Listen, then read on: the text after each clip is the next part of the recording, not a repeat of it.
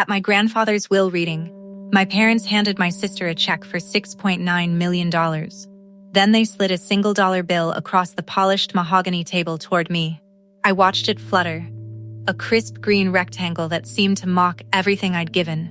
My mother laughed a sharp, delighted sound that bounced off the wood-paneled walls. My father cleared his throat and said, "Go earn your own," as if he were offering life advice instead of dismissal. My sister waved her fortune like a beauty queen holding up a bouquet.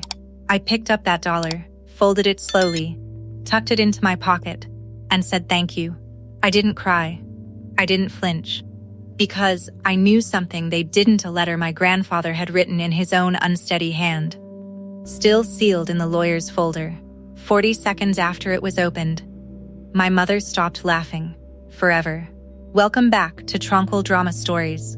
If you've ever been dismissed by the people who should have valued you most, if you've ever been the one who showed up while others sent excuses, stay right here. Because the old man had one final thing to say, and it changed absolutely everything. Drop a comment below, and be sure to subscribe. 4 years earlier, I was a high school teacher in a small town 2 hours north. A place where autumn leaves piled against the school fence, and kids still brought apples to their favorite teachers.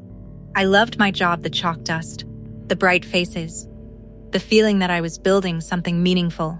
But my entire life shifted when my grandfather, Harold Benson, fell.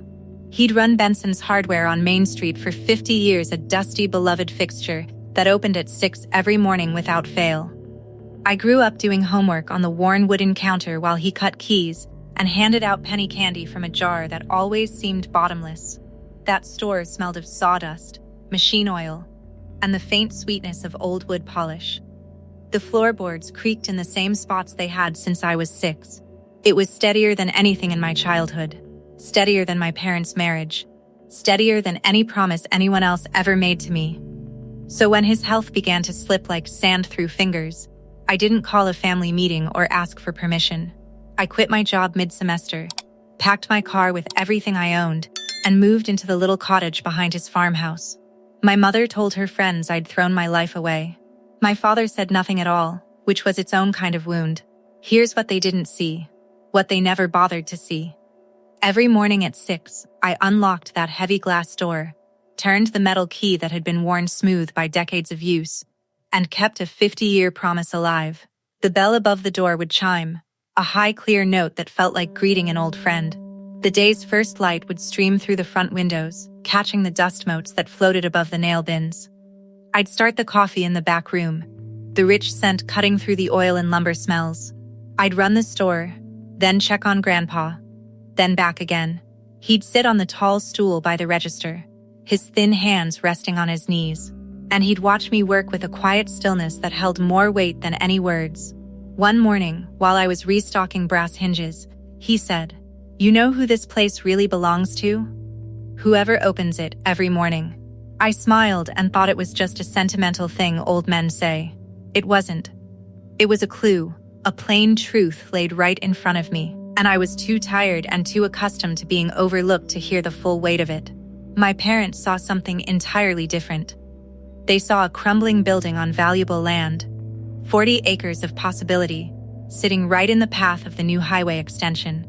My sister Sophie, who lived 90 minutes away with no children and a job she complained about loudly, called it a dusty money pit. She'd say it with a flip of her hair, as if she were doing me a favor by pointing out my life's mistake. They circled his acres the way vultures watch a wounded animal, their eyes calculating the per square foot price long before he was gone. Every visit, and there weren't many, brought the same careful questions. What's the land worth now? Have you thought about selling? Wouldn't it be easier to liquidate? They never asked how he slept, or if he was lonely in the evenings. They never noticed the way his hands trembled when he tried to button his own shirt, or how his voice would fade to a whisper by sundown. Then came the Thanksgiving that crystallized everything. I'd spent 2 days cooking turkey, stuffing, 3 kinds of pie, and I'd given Grandpa his evening medications between the main course and dessert, crushing pills into applesauce as quietly as I could. Sophie was holding court, spinning tales about a promotion that likely never happened, her voice bright and full of self-congratulation. My mother turned to me with that pitying smile, the one that always made me feel like I was shrinking. Like I was 12 years old again, and had brought home a B instead of an A. "How's the little store, Clara?" she asked, her tone dripping with condescension. "It's such a shame you threw away a real profession to play shopkeeper in the middle of nowhere." She shook her head slowly, performing regret. "I love you, honey, but some kids just don't measure up to their potential. That's just how life works." The table went utterly silent. Nobody defended me. My father stared at his plate as if the gravy held the secrets of the universe. Right then, sitting among my own family with the taste of my own cooking in my mouth, I understood precisely how they measured worth: dollars, titles, stories you could brag about at cocktail parties. By that yardstick, I was a failure. I sat there and felt something harden in my chest, not anger yet, but the seed of it, a small hot coal that I knew would burn for years. What kept me going, what allowed me to endure every holiday insult and every whispered dismissal, was a secret.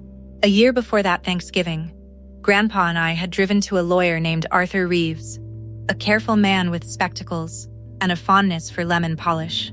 We didn't put the store in his will that would be too easy to contest, too soft a target for my family's lawyers. Instead, while his mind was still sharp and his signature still firm, he sold me Benson's hardware and all 40 acres at a fair appraised value. I signed a promissory note, committing to pay it off over years from the store's modest earnings. It wasn't a gift, it was debt I chose to carry. A burden I lifted gladly because it meant the promise would survive him. Dr. Elena Marsh examined him that same day she checked his cognition, his memory, his understanding, and certified in writing that he knew exactly what he was doing. Arthur notarized everything, built a fortress of paperwork around that transaction, and we told nobody. Not a single soul. Why did I stay quiet for 2 whole years? Because I knew my family. If they discovered the truth while Grandpa was still alive, they'd pressure him, corner him on his bad days, call him incompetent, drag us through court while his illness worsened.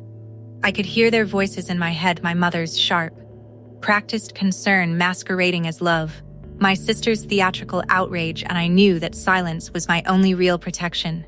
So, I absorbed the insults at every holiday gathering, poured his applesauce at night while he told me stories about the flood of '78, and let them count their imagined inheritance out loud at his bedside. It was the loneliest stretch of my life, but I'd learned a hard truth. The people who talk loudest usually have the least, and those who hold their cards end up keeping their homes. Still, there were nights when I sat alone in the cottage, the weight of the secret pressing on my ribs like a physical thing, and I wanted to scream the truth across the dinner table just to watch their faces crumble. I never did. In his final lucid nights, when the disease stepped back and let him be entirely himself, Grandpa handed me a tin candy box. The paint was worn thin at the corners, faded to a soft mint green, and it rattled gently when I held it. He pressed it into my palms with both of his trembling hands. "Don't open it until after the lawyer finishes his part," he said, his voice thin as winter light. "It's insurance. And it's the truth, in case they've forgotten how to recognize it." He died 11 days later in his own bed in the farmhouse. My hand wrapped around the store key in my pocket, because I'd already opened up that morning, just as I always did. His last words to me were, "Did you fix the dock light?" I told him I had. He nodded, satisfied, like a man whose accounts were fully settled, whose work was complete. I sat with him a long time after, watching the morning light move across the quilt. 2 days before the will reading, I broke my promise just a little and opened the tin. Inside were 3 things, arranged as carefully as a treasure. The first was a copy of our sale agreement, Grandpa's signature and mine side by side in dark blue ink. The second was Dr. Marsh's certification letter, her professional letterhead crisp and authoritative. And the third was a handwritten note on a torn half-sheet of order paper, the kind we used at the lumber counter. His handwriting had grown shaky by then, but every word was legible, and I've read it 1,000 times since. The store stays with whoever opens it every morning. I changed nothing on my deathbed. I changed it while I could still drive. Anyone who calls that manipulation never once made the drive themselves. Love, Grandpa. I sat at my kitchen table, the morning light falling across those pages, and felt something crooked in my life finally straighten. I didn't cry, but I pressed my palm flat against the note as if I could feel the imprint of his hand, the warmth of his intention. Here's what you need to understand clearly. The $6.9 million was never the store. That cash came from his lifetime of savings, his investments, and a life insurance policy. He genuinely wanted my parents and sister to have every single dime. He wasn't cruel. He wasn't vengeful. The store and the land were already mine, bought and paid for on paper, walled off from the will entirely. He left me a symbolic dollar so no one could ever claim he'd forgotten me, but the real legacy was already secure, already mine. That dollar wasn't an insult. It was the punchline to a joke my family didn't realize they were about to tell on themselves. The funeral revealed their true colors with painful clarity. I handled all the arrangements, the flowers, the photo boards, the casseroles, because that's what I do. And at the service, my family performed grief like it was an audition for a sympathetic audience. My mother wept beautifully into a lace handkerchief for the people watching. Sophie posted a black and white photo of a man she'd visited maybe 4 times in 4 years, captioning it "my biggest inspiration." Meanwhile, the farmers and the regulars, the people who actually knew him, shook my hand with rough, calloused palms and said, "Thank God you kept that store open for him. You were his whole world at the end." My family heard none of that, because they weren't standing where the truth was gathered. At the reception, my mother cornered me by the coffee urn and put her hand on my arm with a gentleness that always meant she wanted something. "I hope you're not expecting much from the estate, Clara," she whispered, so only I could hear. "You know how your grandfather felt about your choices. Some kids just don't measure up, and that's nobody's fault but their own." I held my paper cup of lukewarm coffee and thought about the tin box waiting on my kitchen table. For the first time in 2 years, the silence I'd been keeping didn't feel like a burden. It felt like a loaded weapon. The night before the reading, Sophie showed up at my cottage, a place she'd visited exactly twice in 4 years. She brought a bottle of wine and wore a soft, concerned expression that I immediately distrusted. She wanted to reconnect, she said, settling onto my couch as if she'd been coming over every Sunday. But within 20 minutes, the real question surfaced. "Did Grandpa ever give you anything to hold on to? Papers? Instructions? Anything like that?" She asked it too casually, swirling her wine. I met her eyes and told her the truth, which was also the perfect lie. We talked about keeping the store open, about the farmers who came before dawn.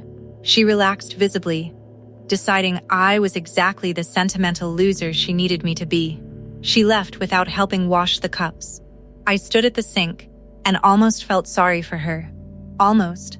In the parking lot the next morning, my mother intercepted me before I could enter the building. She was dressed like she was attending her own coronation, and she took my hands in both of hers with a sudden, practiced tenderness. "Promise me you'll let your sister have this moment, Clara. She needs it so much. You've always been the strong one. So independent. You don't need things the way she does." I saw the move with perfect clarity, the same old family tool. Insult disguised as flattery, both designed to keep me quiet and small. I looked at my mother, at the genuine belief in her face that I was a problem to be managed, and I felt the last flicker of my old hunger for her approval finally go out. It died quietly, like a pilot light extinguished, and I was surprised by how little it hurt. "I won't make it hard, Mom," I said, and I meant it in a way she completely misunderstood. Arthur Reeves' office smelled of old paper, lemon polish, and something like dried ink. He was a careful man in his 60s who read every line before he spoke it. And the room had a particular gravity, the kind of place where facts mattered more than feelings. I sat at the long mahogany table with my bag at my feet, the tin box hidden inside, and waited. Across from me, my family arranged themselves like a jury that had already reached its verdict. My mother radiated certainty. Sophie practically vibrated with anticipation. My father sat slumped, already defeated by his own silence. They had no idea they were the ones on trial. My heart beat slowly, steadily, a drum counting down to the moment when everything would flip. Arthur read the financial will first, his voice even and professional. $6.9 million divided among my parents and Sophie. Then he came to my name. To my granddaughter Clara Benson. The sum of $1. He unclipped a crisp bill, a real physical dollar, and slid it across the polished wood toward me. The room paused, suspended in a strange, tense silence. Then, my mother laughed. It started as a small sound she tried to cover, and then it just burst out of her. Bright and delighted and utterly cruel. "Oh, Clara, $1. Sophie joined in, her laughter higher and sharper. My father looked at the table, his face unreadable. My mother leaned across and savored the moment like she'd been waiting years to say it. "I told you, honey. Some kids just don't measure up." My father added quietly, almost gently, "Go earn your own. It'll be good for you." I folded that dollar once, a neat crease, and put it in my pocket. I said in a perfectly calm voice, "Thank you, Arthur." I didn't argue. I didn't cry. I let them have their victory lap, because Arthur was already reaching for a second envelope, and I knew exactly what it contained. The air in the room felt thick, charged with their smug satisfaction, but I could see the corner of that envelope and I felt a deep, steady calm. "Before we conclude," Arthur said, "Mr. Benson left a letter and insisted I read it aloud in full to everyone present." My mother waved a gracious hand, still glowing with triumph. "Of course. I'd love to hear Pop's words." She thought it would be a sentimental goodbye, a few lines of loving nonsense to cap their victory. Arthur put on his reading glasses and began. "To my family. By now you've heard about the money, and I hope it does you good. I left it to you because I love you, and because you'll want it. But I need to explain the store, because the store was never mine to give." He turned the page. 2 years ago, while I could still drive myself to this office of my own free will and in my right mind, I sold Benson's hardware and the 40 acres behind it to my granddaughter Clara for a fair price on a promissory note she is still paying. Dr. Elena Marsh examined me that same day and certified I knew exactly what I was doing. The store is not in this will because it was already hers, bought and paid for, morning by morning, for 4 years. The laughter in the room died so completely you could hear the silence ringing in your ears. Arthur continued, "I gave Clara $1 not as an insult, but so no one could say I forgot her. The truth is, she's the only one I didn't have to leave anything to, because she'd already earned the only thing that mattered." He lowered the page and read the final line. "The store stays with whoever opens it every morning. Signed, Harold Benson." For 1 full second, nobody moved. It was as if the whole room had been turned to stone. Then my mother shot out of her chair so fast it toppled backward and hit the floor with a crack. "That's not possible," she shouted, her voice climbing toward a shriek. She manipulated him, a sick old man. "This is theft, elder abuse. Gary, say something." My father said nothing. I looked at my mother, her certainty cracking like thin ice over deep water, and I finally spoke the words I'd been saving for 2 years. "He wasn't manipulated, Mom. He was paying attention." Arthur let her shriek and point and accuse until she ran completely out of steam. Then he calmly laid out the documents on the table where everyone could see them. The sale agreement, 2 years old, signed and notarized. Dr. Marsh's medical certification, dated that exact same day on her professional letterhead. "Mrs. Benson," Arthur said, not unkindly, "you're free to consult an attorney, but I'd be doing you a disservice if I didn't tell you plainly. This transaction is complete. It's a closed sale." My uncle, who'd come as a witness and hadn't spoken all morning, picked up the medical letter, read it slowly, and set it down with a low whistle. "Well," he said into the stunned silence, looking at me with something I'd never seen from that side of the family. "Looks like she measured up after all." Sophie burst into furious, messy tears, not grief, but the tears of someone watching a prize shrink in real time. "So I get cash, and she gets the whole business and the land? How is that fair? The store's worth more than the cash someday. Everybody knows the highway's coming right through here." There it was, the ugly truth she hadn't meant to say aloud. They'd always known the store was the real fortune, and they'd been so busy mocking me for pouring my life into it that they'd never imagined I'd end up actually holding the deed. The greedy math of their hearts lay exposed on the table for everyone to see. My mother turned on me one last time. Her face twisted, and spat the old weapon as if it still had power. "Go earn your own." I met her eyes and held them. "I did, Mom," I said quietly. "Every morning at 6. For 4 years." My father dropped his face into his hands and made a sound that was almost a sob. I could have walked out right then, victorious over a defeated family. But that's not what Grandpa would have wanted. And it's not who I wanted to be on the other side of this. So I said, "The money is yours, all $6, 9 million of it. I'm not touching a single dime. Pop wanted you to have it, and you should. The store is mine, bought and paid for fairly, and I'm still paying that note. I'm not getting rich. I'm getting up at 6. I looked around the table slowly, meeting each pair of eyes. "If any of you ever want to come by the store, you're welcome. As family, not as buyers or appraisers. As family. But the mornings are mine. And so is the name over the door. Nobody at this table gets to call me a failure again." Then I stood up first. For the first time in my life, I was the first one to rise. I picked up my bag, the tin box still unopened inside, and I walked out of that office into the ordinary daylight of an ordinary Tuesday with a folded dollar in my pocket and a 50-year promise on my shoulders. I drove straight to the store. It was the middle of the afternoon, but I unlocked the door anyway and turned on all the lights and stood behind Grandpa's register, finally letting myself breathe. Over the following months, my mother consulted 2 separate lawyers, and both of them told her exactly what Arthur had. A sale completed 2 years prior with contemporaneous medical certification is about as airtight as these things get. She would be spending her inheritance to fight a losing battle. Even she could do that math. So the explosive legal contest we all expected never materialized. Sophie took her share of the cash and, predictably, watched it slip away on things that didn't last. But something small and genuine shifted in her. One evening she called me, not asking for money, just to talk. In a voice so small I barely recognized it, she asked, "What was he like at the end?" I should have been there. I wasn't there. I told her about the flood of '78, about meeting Grandma at a church social, about the dock light he'd asked me to fix. She cried real tears that night, the unpolished kind. We're not close, my sister and I, but we're honest now, and honesty is a foundation you can build something on later if you both decide to try. My father started dropping by the store on random weekday afternoons. We don't say much, and we probably never will, but every few weeks his truck pulls into the gravel lot and he wanders the aisles, picking up items and putting them back.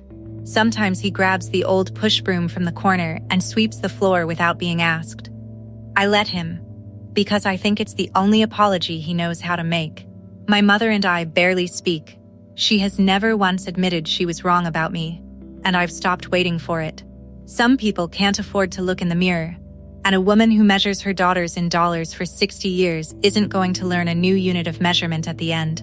I've made my peace with that. It's lighter than you'd think, once you stop hoping. The store still opens at 6 every morning. Key in the lock, lights flickering on, coffee brewing in the back. The bell chimes, and the first farmers come in before the sun is fully up. I'm still paying that promissory note, and I will be for years. I am not a wealthy woman. I'm just the woman whose name is over a door that's kept a promise for 5 decades.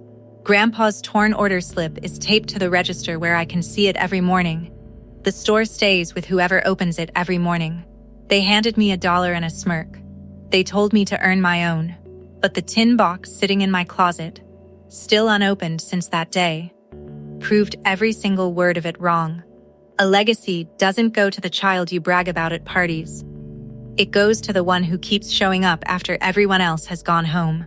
If this story resonated with you, please like this video and subscribe to Tranquil Drama Stories. Share it with someone who stayed when it mattered. Tell me your story in the comments. I read every single one.